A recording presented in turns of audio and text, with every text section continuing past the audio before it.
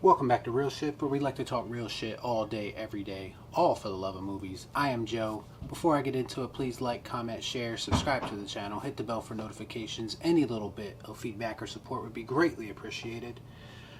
Without further ado, I'm going to get right into it because I haven't done any kind of review in a while. I've been busy around my house, so I just haven't had time to watch anything or put together reviews, so I've just been doing a lot of reactions lately. But before all that started, I was doing these bucket list reviews, basically watching movies that I haven't got a chance to, that I always wanted to, classics, and giving them a first look and giving my first impressions of them. And I'm going to continue that now, and this is one that I actually had planned from the very beginning. I just never got around to doing it because I was waiting for Amazon to deliver the Blu-ray and all that.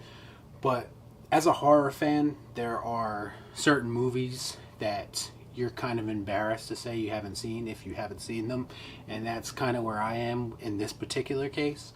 I'm talking about The Exorcist, the 1973 classic that everyone often puts on their best of lists as the greatest horror movies of all time. It's definitely something that I've always wanted to check out. It's just I never really got around to doing so for whatever reason. You know how those things go. It's just one of those things, like you want to check something out, but things get in the way. You got to be in the right mood for it, etc., etc. Well, I finally got a chance to watch it. So demon possession movies have become all the craze pretty much in modern horror. They've been done to death, and this was basically the beginning of that. This is the godfather of the demon possession movie, the originator. So a lot of these newer, much maligned new movies actually try to replicate what The Exorcist did, but they oftentimes are not able to do so. In fact, most times they're not able to do so. But those movies owe a lot to this movie, as do a lot of horror movies, and I can definitely see why. This was one of the most controversial movies probably ever. I believe when it was first released, there were people who were fainting in the audience. There were people who were vomiting in the audience. There was reports of people having heart attacks, people of expecting mothers having miscarriages. People were taking kids to it, not really knowing what it was, I guess. I mean, it is rated R, so that should have been your first clue, but I guess back then that didn't hold the same kind of meaning that it does now, maybe. But people were taking kids to it, and then afterwards were complaining to the theaters, complaining to the studio. So there's a lot of controversy around this movie for sure, but it was also one of the most financially successful horror movies of all time. In fact, it was the #1 horror movie financially of all time until it came out in 2017. So that I found that pretty interesting that it kind of held that record for so long, because that just shows you the impact that this movie had, the craze that it was, because fans really gravitated toward it, but it seems like critics were more mixed on it, which is typical of movies like this. I mean, critics usually aren't very kind to horror movies unless there's some type of agenda behind it that they can get on board with. But in this particular case, they were definitely split, which I don't find surprising at all. But this movie did get a lot of, I guess you could say, fanfare, and it also got a lot of love from the Academy. It was actually the first horror film to be nominated for Best Picture at the Academy Awards, which I find pretty fascinating, and also it's just very out of the ordinary because stuff like that doesn't normally happen, and it definitely doesn't happen in today's day and age, probably for good reason, but we'll get into that. It did not win Best Picture, but it did win for Best Adapted Screenplay. It was adapted from a book by the author of the book, so it makes sense that it was well written. I saw a quote about The Exorcist once prior to actually watching it, and they said The Exorcist did for horror basically what 2001 did for sci-fi. And I just find that really interesting because basically it legitimized the genre in people's eyes. Like after The Exorcist, there was this craze of big budget horror movies that got real actors and real famous people to be in them, and they were just treated more seriously. They were given legitimacy and it all started with The Exorcist. So I find that to be really cool that The Exorcist kind of started this movement, and I believe that it would be beneficial to everyone. And I personally have been volleying for basically someone to come along and essentially make a horror movie, but treat it with the utmost respect and basically do it the best you possibly can. Treat it as if it's a Best Picture nominee type movie. Like, focus on the characters, focus on the story. Don't just make it a gore fest. Like, I believe horror is ripe for that kind of adaptation and those kind of movies. So it was nice to see that The Exorcist was one of those movies to get recognized for doing so. And I hope that we see more movies like that in the future. Who knows? But obviously, because of all this, my expectations were really high going into this movie, and rightfully so. I mean, having not seen it, I know quite a bit about it anyway, and just the things that I've heard, a lot of people call it the scariest movie of all time. And so, yeah, I had very high expectations. So getting into it now, what I actually thought of it. Did it live up to those expectations? To put it simply, yes, it did. I think what makes a great horror film in my mind, the most important thing, it's not gore, it's not jump scares, which is what they tend to rely on these days, but it's atmosphere and suspense. The best horror movies in my mind are atmosphere and suspense. That's what The Thing has, the John Carpenter thing. That's what Halloween has. That's what The Shining has. And this movie, The Exorcist, has that as well. It is chock full of these dark and dreary atmospheric moments, and it's chock full of like just ongoing suspense. Like from the very first moment I started watching this movie, I just had this feeling of dread, I guess, while watching it. And it could just be my expectations playing with me because I know what it's about, but I kept waiting for something bad to happen. And I don't think it was just my expectations. I think it's the way it was shot, the way everything was kind of laid out. It just makes you feel dreary. It's a very depressing type movie. It really is. But it takes its time also. It's not like typical horror movies where it rushes into everything. And I enjoy that about great horror too, when it takes its time and it gives you time with the characters, and it gives you time to give a shit about the characters. And that's what this movie does really well. From the young priest to the old priest, we get a little bit of glimpse of what he's doing early in the film, to the family that is actually affected by this. We get to spend time with all of them, so we really get a sense of who they are. And they're all very flawed characters, and I think that's another really interesting thing, and something that was much more common back in older movies. And I know I said this too in the Chinatown review that I did. That was one of the first bucket list reviews I did. But they have flawed characters. That's not something that's common in today's cinema. Like, everybody in today's cinema is just so perfect. They have the answers to everything. There's no character development. There's no adversity for the characters. And you get a lot of that in this movie. And so that was nice to see that, of course. The horror aspects of the movie are subtle at first. Like, it takes time, as I said. It's kind of a slow burn. Like, you hear the noises in the attic, the typical stuff like that. Reagan, the girl, of course, played by Linda Blair, she kind of complains of her bed shaking. So it's little tiny things like that that kind of just give you little tidbits and just kind of insinuate that something bigger is coming on. But by the time that all the characters have basically, their suspicions have grown and they've come into this realization that something, I guess, much worse is going on than what they think is going on. We've already been treated to these random outbursts of obscenities from Reagan, and basically her peeing on the floor in the middle of a cocktail party. So there's like these different moments throughout especially in the beginning of the movie, or at least most of as the movie progresses, it slowly just gets worse and worse with each scene. Like, it progresses each time. The events, the possession type scenes just slowly creep in rather than just dropping it on you all at once. So I've really found that to be pretty cool too. I did find it amusing too how they chose to basically take her, because they just looked at it as she was having behavioral problems. So they looked at it as a mental disorder and they tried to fix it with drugs.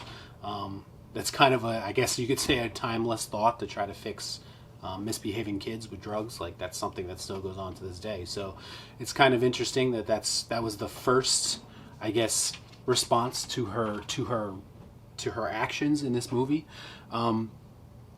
They do a medical procedure on her, and I found this to be one of the more interesting scenes too, because it's actually staged like a horror shot. Like, it's really like kind of suspenseful and scary in itself.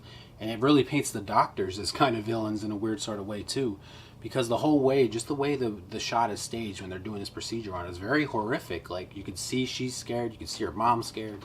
Like, it's just very interesting how they did that when it was supposed to be something to help her necessarily, but instead it's kind of portrayed as a bad thing. So I definitely think they were trying to say something there. And even when she goes full on like flailing and cursing and the bed's moving and everything, the doctors are still trying to justify it as a mental disorder. So it takes a lot of convincing. Obviously, these are circumstances in this movie that are not common to anyone, so it's a little bit hard to believe that it's anything other than some kind of mental disorder. But they do kind of harp on that for quite a while. I think it's once she starts crab walking down the stairs and blood pouring out of her mouth and masturbating with a crucifix. I think that's at that point that they come to the realization that definitely something much worse is happening here. But it just takes them a little bit of time to accept that, which is understandable. I mean, anyone in this situation wouldn't automatically think, "Oh, my daughter's been possessed." You'd be looking for answers if you were a mother. So I kind of appreciate that. Basically not jumping to conclusions, just assuming the worst right away, and her slowly coming to the realization of what actually is going on. That being said, I mentioned the way she came down the stairs with the crab walk and the blood pouring out of her mouth, and this lends itself to the special effects, and I have to admit the special effects held up really well in this movie. And it goes back to what I say all the time on this channel: it's that practical effects trump CGI any day of the week, because they age so much better. There are bad, obviously, practical effects that haven't aged well, but if they're done right, they can stand the test of time and they don't date the movie at all. And I think that's the case for this movie for sure. This is just a really depressing and dreary movie to me. I found it more depressing and dreary, and maybe even suspenseful, I guess you could say. I found it to be more than those things than I did horror. Now, I'm not saying it's not a horror movie. I'm just saying I can understand why it was scary by 1973 standards. Don't get me wrong. It's the same reason Jaws was scary back in the day. I don't find that scary either, but it's still a great movie and it's still executed well. And even though we don't find it scary as they did back then, we can still appreciate the effort that went into scaring people during that time. And I think that's kind of my biggest takeaway from this, is I found it less scary and just more, as I mentioned earlier, atmospheric, more just depressing. It's a depressing movie. It's definitely not for everyone. There's moments in this movie that just make you feel horrible for everyone involved, obviously. You have the young priest. He's basically being taunted by the devil, essentially, about his recently deceased mother doing things in hell that he doesn't want to hear about her doing. Stuff like that. And also, like, all the stuff with the family, of course. The mother, she's a wreck the whole time, and rightfully so. I mean, if this was happening to your child, you would be the same way. Then you have the older priest, who is shown a little bit in the beginning of the movie, kind of like a little bit of a backstory, and then he comes back in later on to help out with the exorcism. But you really get a sense that even though he's dealt with this before, he's not really equipped to handle with what they're dealing with at this moment. Like, this is much worse than what he dealt with before, and he's not quite up for it, I guess you could say. He clearly has some issues. As I said, he's a flawed character. All of these characters are very flawed, and all of them have a very difficult time dealing with this, because they have their own shit going on, but yet they have to deal with this supernatural force at the same time. So it really beats these characters down, and it kind of beats the audience down too. Like, you feel bad and you feel depressed, honestly, watching this movie. And I don't mean that in a bad way, because I do like depressing movies at times. In the right mood, I like to put on depressing movies and just watch them, and for whatever reason, it fits my mood during that time. I'm sure a lot of people do the same thing. So even the climax, which I actually thought was a little bit hokey, to be honest, that's probably my biggest complaint, really, was basically him, I guess, talking the devil out of her, and the devil jumping into him, and then he jumps out the window and sacrifices himself. I guess it makes sense in a weird sort of way, but it did come off a little bit hokey to me. But again, it's a really depressing ending. Like, almost no one makes it out of it, other than, of course, Reagan and her mother and their family. But I mean, like, everyone else who was involved in this situation, brought into it, like, people are just dying left and right. And so there's really not a happy ending, I guess you could say. I mean, I guess you could be happy for Reagan that she's no longer possessed, but everything that went into that, and everything that had to be sacrificed in order for her to get to that point makes it a pretty depressing movie for sure. This movie's not for everyone, as I said. There are clearly horrific moments. I'm not saying there aren't. There obviously are, and there are moments that kind of got me, to be quite honest. But I view this much more as a suspenseful, atmospheric drama, basically, which is kind of interesting, and I kind of understand now maybe why the Academy was more prone to give it a nomination, because they are prone to drama, obviously. That's kind of, more dramatic movies are usually the ones that win the Oscars, and I can kind of see that here. It's kind of built on character development and drama, and that's the biggest takeaway I have from this movie, more so than the horror aspect of it. Yeah, it was less scary to me and just more suspenseful and dramatic, which I don't have a problem with. I think it's cool to have a kind of melding of different genres, sort of, kind of. And I know maybe not a lot of people have seen The Exorcist kind of take it that way, but that's just how I took it. And again, this is my first time watching it, so take it with a grain of salt. But it's kind of just unprecedented that this is the reaction I had, because it's not the reaction I was expecting to have, to be quite honest. I had expectations going in, and it just kind of went a different direction for me. And I think that's cool. That's what's great about movies, to be honest. So I think it's great storytelling. I am looking forward to watching it again and kind of dissecting it a little more. I mean, you have people that have been watching this movie for years and probably have a lot more insight on it than I do.